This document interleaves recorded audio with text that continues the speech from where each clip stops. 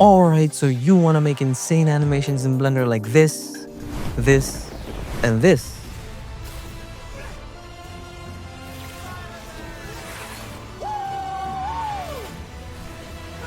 However, when you download a 3D model and open it in Blender, all you see is this intimidating looking rig. Huh? If this scares you, then do not worry. You have come to the right place because in this video, I will teach you the most important things you need to know about rigs to start animating in Blender.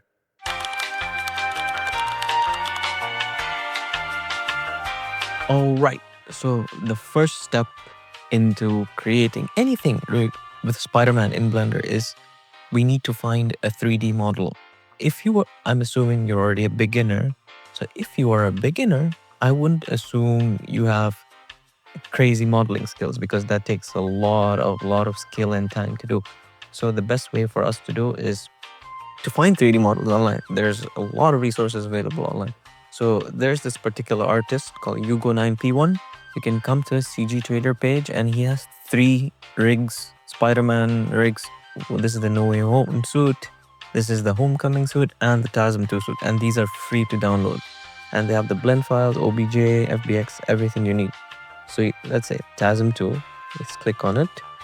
And then I've already purchased it, so it'll say download here, so you can just download it and then extract it into wherever you want. I've already extracted it here, TASM 2, and I have that ready to go. So the next step, we're gonna open this in Blender.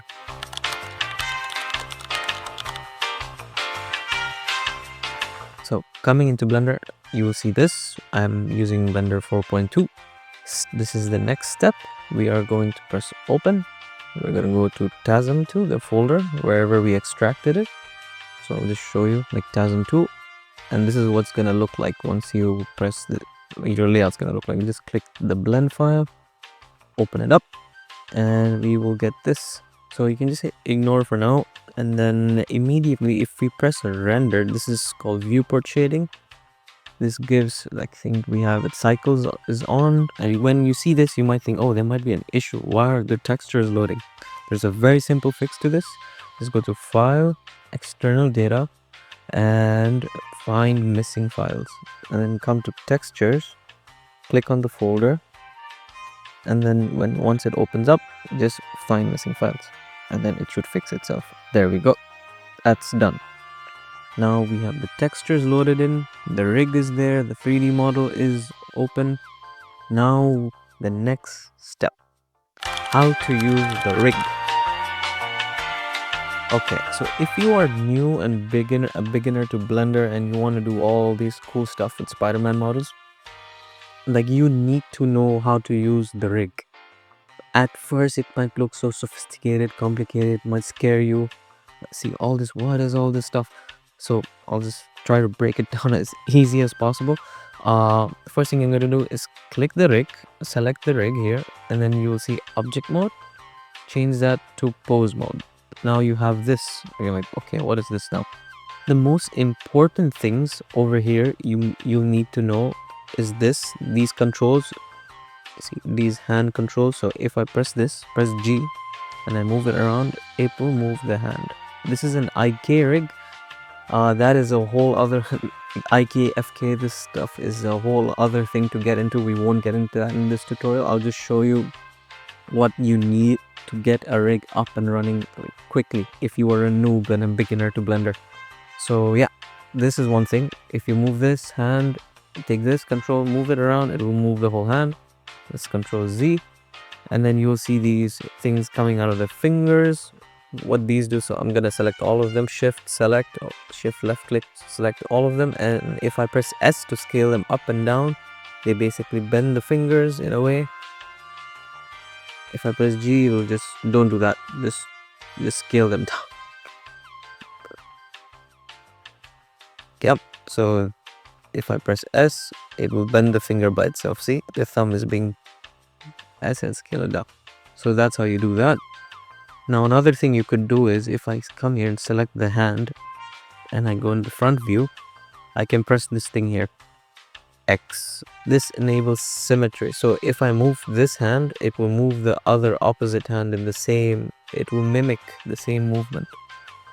This is useful sometimes if you want to mirror some things, but it looks unnatural at a lot of times and maybe you don't need it.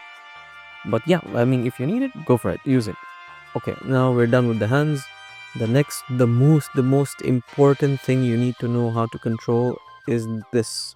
It's called the hip, the root bone, which is the hip. The hip bone, which is the root of the whole rig. I think in this one it's called torso.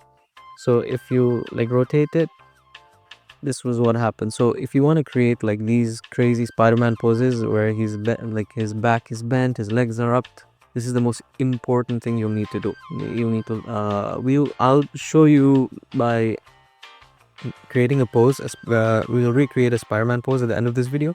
So I'll show you how this comes into play. And then there's the hip bone here, which is just rotates the hips. We can make him twerk like that. But yeah, that's another important part of the thing you need to know. This is the main chest part, controls the chest, up, back, stretch here and there, my back, you know how to stretch your back like that. That's done. And then shoulders, these move shoulders up and down. Important stuff because sometimes I'll show you how these things come into play towards the end of this video when we'll pose them up. But for now, you can just select, rotate. The only ones you want to be moving around instead of rotating is this, the hand, and then the feet controls. So you can select this and then you move. Okay, I think symmetry is on. We'll turn it off. Oh yeah, select the foot control and then G and move it around. And you want to rotate it if you want to like get the foot aligned. Otherwise, you don't need to rotate it. Same with this one. If you only need to rotate like the hand around, but this one you mostly will be moving it and rotating. The other ones you might be moving, you have to move them around, but the most of the posing work goes in rotating these things. So yeah, this is important things you need to know. And then you have, I'm gonna just this, so we see a few more controls. This is the neck bone. Yeah, it controls the neck muscles. And then that's the head root, controls the head movement. So yeah, those are the most important ones. I'll show you how these other ones come into play here, the ones with the arrows, but we'll have to pose them up.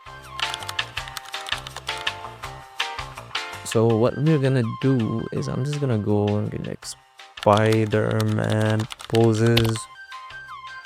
Let's just go to Google, search a Spider-Man pose, something that we can recreate very fast.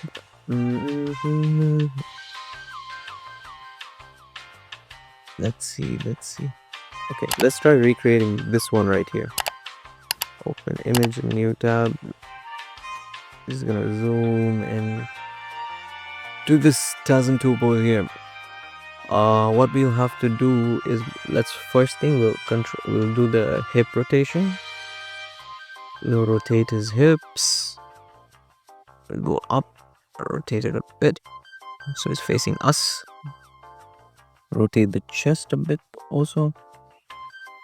And you can see in this one, it's curving a bit like this. His upper body is curving out a bit towards, it's bending towards the right. So we can do that too. I think we'll have to rotate the hips a little bit more. And then we can rotate the back front. And then the neck a little bit down and the head a bit down. The head is looking straight down, so okay, I think we have this. Let's place the foot controls. Let's place the feet. Okay, you see this leg stretching out, so we're gonna go in the side view. Just gonna bring that leg out right there. And see, this is where this thing comes in handy. So if I click this arrows here by the legs and I press R, I can rotate the thigh. And that's pretty much the use of this one. Might have to rotate the hip bone a bit more. Let's just get the feet in position before we play with the hands. And this one, the thigh is going up and the knees bending down. So yeah, let's just go in side view again. This looks weird, so I'm gonna fix it. Rotate it. Let's go back into this. It's more clear for you to see.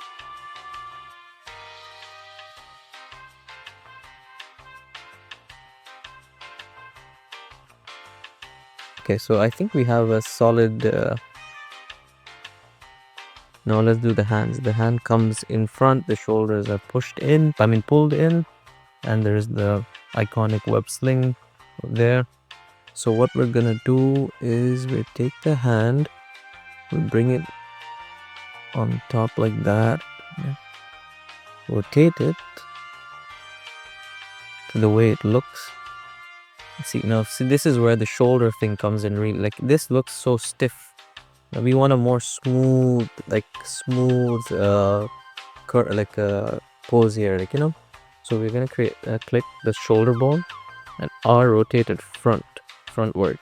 So you see now it's much more cleaner this way, and then we can bring it down. So it just looks much better. And you just adjust the hand a little bit. And then here we can rotate. We can rotate his hand. The arms similar.